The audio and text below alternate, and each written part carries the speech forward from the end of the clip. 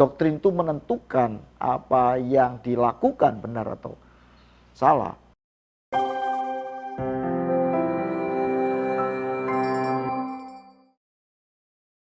Shalom saudara, Voice Hope kali ini saya ingin membagikan sesuatu yang berkaitan dengan mungkin banyak di antara Anda yang suka akan melihat tayangan yang ada di media. Dan tayangan ada di media itu seringkali berkaitan dengan perdebatan ya antar doktrin agama, atau sesama doktrin di kekristenan misalnya. Tetapi seringkali juga yang ramai adalah juga antar agama, perbedaan doktrin di antara agama atau interagama, itu istilahnya begitu, saudara. Nah, saudara, itu membuat orang jadi kebingungan. Dan ketika mereka merasa saling benar sehingga perdebatan itu menjadi sengit, maka ada orang-orang tertentu kemudian merasa kalau begini mereka yang mengaku beragama saja dan mengerti kebenaran firman Tuhan menurut apa yang mereka percayai, bertengkar atau berdebat sedemikian sengit, lebih baik saya lah yang percaya Tuhan tapi nggak percaya agama, atau percaya Tuhan tapi nggak percaya kepada doktrin di agama itu tertentu, saya nggak ikut A, saya nggak ikut B.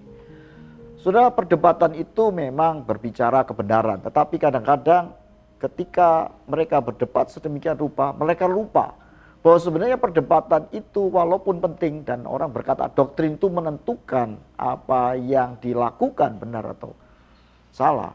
Misalnya di dalam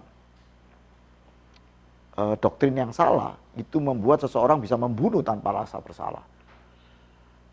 Atau di dalam doktrin kekristenan misalnya seseorang bisa melakukan kejahatan atau perbuatan kesalahan tanpa merasa bersalah karena Tuhan misalnya dalam doktrin tertentu sudah sedemikian rupa mengasihi kita sehingga walaupun kita salah sebenarnya tidak perlu merasa bersalah. Ini karena akibat sebuah doktrin.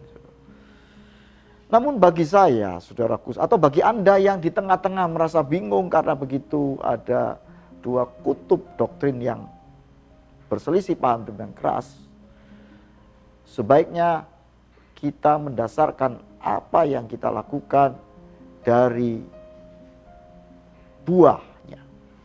Ya, firman Tuhan berkata di sebuah pohon itu dikenal dari buahnya. Artinya saudaraku sekalian, kalau kita melihat kepada seseorang itu harus bukan doktrinnya saja atau ajarannya, tetapi bagaimana sikap hidupnya dalam kesehariannya.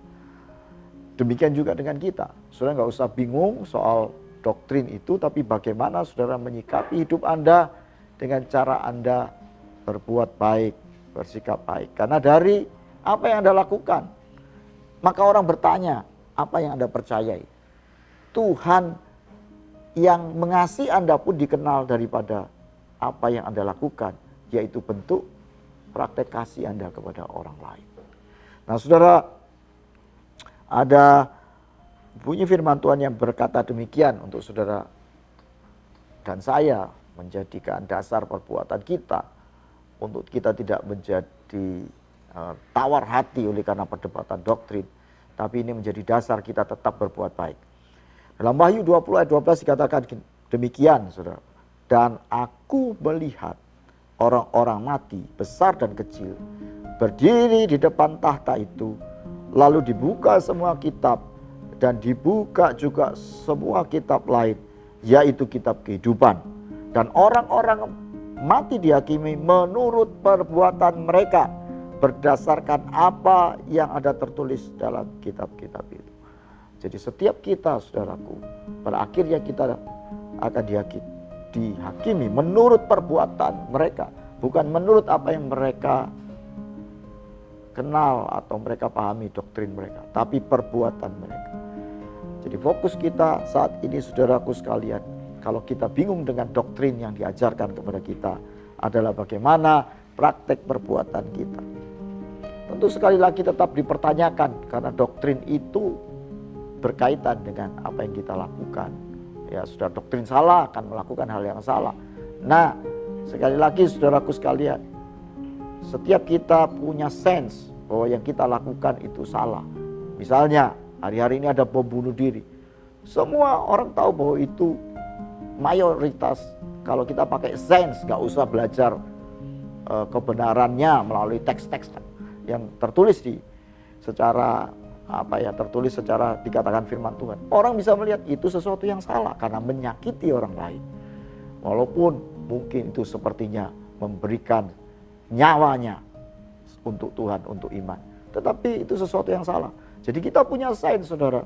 Sense atau perasaan kita bisa melihat bahwa buah yang manis itu ya tetap manis. Seperti kalau kita beli buah-buahan, kita tahu asam, kita tahu manis, kita tahu kecut, kita tahu pahit.